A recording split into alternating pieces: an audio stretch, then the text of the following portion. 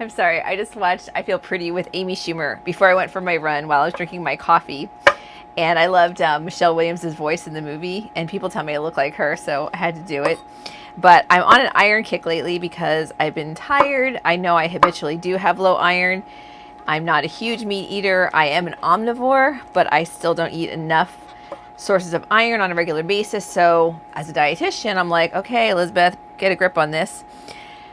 So I looked at some of the better sources that are more accessible for me, which would be molasses, which I put in my coffee. And in my next episode, I'll show you how molasses and a few other foods can really bolster your iron first thing in the morning. So my post-workout meal, because I'm really hungry and this is like the last amount of these ingredients I have, so I'm going to make this recipe for you, which is really just a bunch of vegetables, eggs, and a corn on the cob. But I already made the corn, so I'm going to reheat it when I cook everything together. And so I have a little bit of butter in a skillet. I like butter from grass-fed cows. So there I'll get some good vitamin D, vitamin A, even some omega-3 fats. Even though it's butter, we don't think of it as a source, but because these cows are grass-fed, they naturally have more omega-3s in their own diet, which translate into their butter. Sorry, I have an itchy nose. So I'm making some mushrooms, which are a good source of vitamin D. Still not at the iron part yet. I'm going to saute those with some red onions. And okay, so while that's cooking, I'm going to cut up the rest of my ingredients. So I just have red onion, about 3 or 4 mushrooms, shiitakes. I like shiitakes because they're one of the higher vibrational mushrooms that I learned about when I did my research for my master's thesis, and it's a little bit of a controversial issue about the energy, the inherent energy in food. Some people are into it, some people aren't. It's more of a Eastern philosophy, but I appreciate it. So I do feel that everything has an energy, a vibration, and if somebody's going to validate that information, and even if we just feel it, then go with it. And shiitakes are one of my favorite foods anyway. And so I'm also using some red onion, so then I get some of those great anthocyanin antioxidant nutrients that I talk about pretty often. One thing I want to point out is that I took the onion peels, and then I'm going to add them to one of the many bags I have in my freezer with all my vegetable scraps so that I can use that to make a soup stock. And I also mentioned in my Instagram story about when I boil the corn, I can save the corn water. Even if I don't want to use it right away, I could freeze it and then use that in my soup stock. So you're just transferring nutrients because we're obviously losing something in that water that we're boiling our vegetables in because it's yellow, so there's something coming out. We know for sure that B6 is one of those nutrients, and yellow usually indicates riboflavin, so that might be another nutrient that gets leached out in the cooking water. So repurpose that water if you can, just like I'm reusing the scraps from my vegetables. I have a lot of stems, probably from mint and from maybe some basil. I have lemon from some lemons I've juiced. I have peels. I have a lot of onion peels, so definitely reusing those. And it really makes a wonderful stock because we're going to caramelize those ingredients in our stock and then boil it and then keep it in the oven for a couple hours. It's amazing. So as we go through life and we have relationships, I think we all learn something, whether it's in a friendship or a personal relationship or a romantic relationship. And one thing I learned from my last relationship was how to use every bit of bok choy, which I love bok choy. I love bitter vegetables. And it tells us, that flavor tells us that these are pretty powerful antioxidants. These are some of the best disease fighters, anything in that cabbage family, and bok choy is one of them. But a lot of people cut off the end of the bok choy and just toss it. And you could add it to your soup stock, that would be fine. But you could actually just slice it up and saute it with the rest of the vegetables. Why not? It tastes fine. It's just like cutting up an onion. So might as well just make the most of it. So next I'm going to add my onions and, I'll add some salt and pepper. Okay. So the thing is, I still haven't gotten to the iron portion of my recipe. It's kind of a secret at the end. Oh my God, these mushrooms smell so amazing. Okay. Then we're going to add the bok choy. Now, I do like it's kind of a medium cut, dice, whatever. I'm not real particular about my cutting technique for things like this. But bear in mind that a lot of your vegetables are sources of vitamin C, and every time we cut a vegetable that's rich in vitamin C, we are breaking the cell wall of the vegetable for every part of that vegetable, and some vitamin C that will get leached out. So kind of don't cut it teeny tiny because you want to preserve that vitamin C. Okay, so now we're just going to saute everything together. Now, I did leave the greens aside because these are the most delicate part of the vegetable, and we really just need to steam those in the end, and we'll steam those with our corn. Okay. Keep the lid on. And then I have my eggs from my pasture-raised chickens. Those are chickens that get to live pretty free life. You know, they can't roam around all the time or they will get eaten by coyotes or maybe a cat. And I have cats, so I say that with a grain of salt because I love my cats. But basically, they can't be outside all the time because they have natural predators. But if they get to be outside, then they get to eat the grass and the bugs, and they get the sunlight. They even eat flowers, so they get a variety of nutrients that then translates into their eggs. So even if you're a vegetarian but you're willing to eat eggs, it's a great option for nutrition. Still not a great source of iron though, so we're not there yet. Okay, I'm going to turn up the heat a little bit.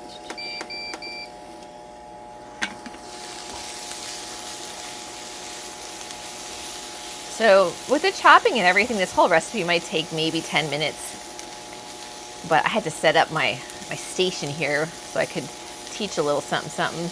And I am hungry because I've been back from my run about an hour. I usually try to eat within an hour of getting back. So research has shown that if you're active, it is ideal to eat within the first 2 hours after exercise, because when we exercise, we deplete our muscle glycogen. Those are the carbohydrates that get stored in the muscle that are used as immediate fuel when you're exercising.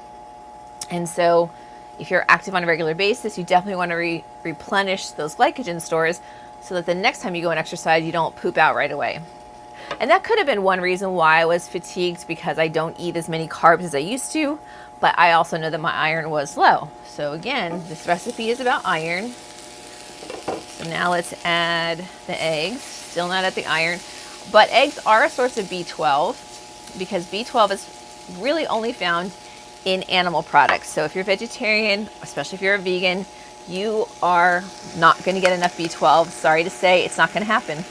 Even though I'm a huge proponent of nutritional yeast, you could get it through that if it's been fortified, but you have to make an effort. I think actually milk is a source though. So if you're, and then a lot of people don't do milk anymore, but I do soy milk more than regular milk, but I will do regular milk too, especially there's this chocolate milk I love by Strauss Farm. Oh my God, it's got 16 grams of protein per cup. It is so delicious. So I will do that. But getting some B12 here. And then when my eggs are almost done, I will add my corn just to heat it up and my greens, and then we'll be done. And then we'll add the source of iron. Still a surprise. So what do we got here? With the corn, we have niacin. It's known for that. So there's pretty much B vitamins in here, which are great because we use B vitamins all day long. So the fact is, I just ran, probably burned through a lot of B vitamins in my energy metabolism process. So here's one way to replenish them, as well as some protein, maybe like 2 grams. It's not a whole lot. I think maybe 3, but you get some protein, not a complete protein. But anytime you have a vegetarian protein source and you have any animal protein in the mix, then you're good to go. It's going to boost the missing amino acids in this. And I can't off the top of my head remember which amino acid is missing, but there's 1 or 2 missing, and the eggs will complement that and make up the difference.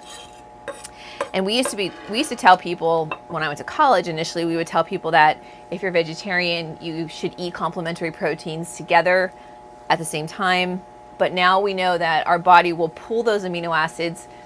I think it's somewhere in the GI tract, maybe in the liver, so I have to review my metabolism.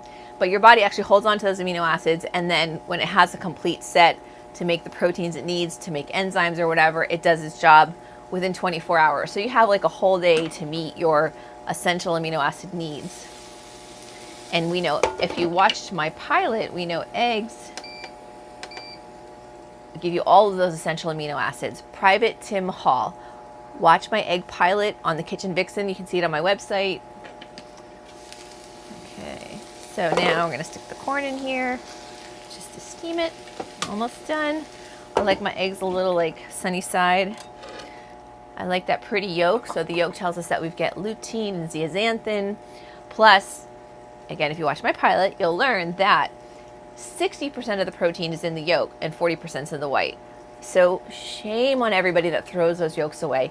And this last ingredient that's so rich in iron, it's off the charts high in iron, also is rich in fiber and phytoestrogens, things that actually help lower cholesterol. So if you're worried about your cholesterol, and I truly believe that the only people that should worry are the ones that eat a crappy diet. So if you eat horribly all the time, yeah.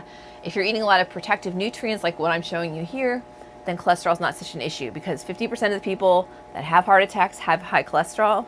The other half don't have high cholesterol. So that tells me that it is a big factor, but I think if you protect your cholesterol, then it's not such a big issue. And eggs are not the culprit. It's all the other stuff. Eggs are wonderful. All right, so yeah, my corn is nice and warm. So I'm gonna put everything on the plate, and I have my new plate with my Kitchen Vixen logo design on it. I love my plate. Okay, now hopefully I didn't turn the heat up too much. Yeah, it's a little stuck, but. And I have a Le Creuset cast iron skillet, which is, I love this thing. We have a Le Creuset outlet here in California. It's awesome. So I really should have a regular spatula to get this out. Okay, so presentation is not my forte, but food is. Eating, exercise, I'm good at that stuff. I think I'm going to get a spoon. Let's see. Okay, I have this spoon kind of spatula that I got from Williams-Sonoma. I love this thing. Actually, all my spatulas are from Williams-Sonoma. They even have my name on. Here comes my cat. All right, so that's good. So I'm just gonna show you, okay, so the last ingredient. So this recipe, I don't know off the top of my head, is 476 calories, 23 grams of protein, 54 grams of carbohydrate, 6 grams of fiber, and a nice, probably like 20 to 50% of most of your vitamins and minerals. But the key ingredient, or the key mineral that I'm looking to get here, is iron. So without my secret sauce, basically, it's only 16% of your daily value for iron. So by adding 1 little tablespoon of sesame seeds, okay, we know them, they're on bagels sometimes. I can't eat bagels, I'm gluten intolerant. 1 tablespoon of sesame seeds, and now I'm at 88 freaking percent of my daily value for iron. However, vegetable sources of iron are not absorbed the same as sources from animal products, like from red meat or dark meat chicken. That's called heme iron, and that's the same iron like we have in our body. It's already attached to hemoglobin, so it basically does its job right away. In the vegetable case, in the vegetarian case, excuse me, the iron is not as bioavailable. So there might be things in there that block the absorption. It's ideal that you have vitamin C source with your iron, with your plant-based iron source, because it's better absorbed that way.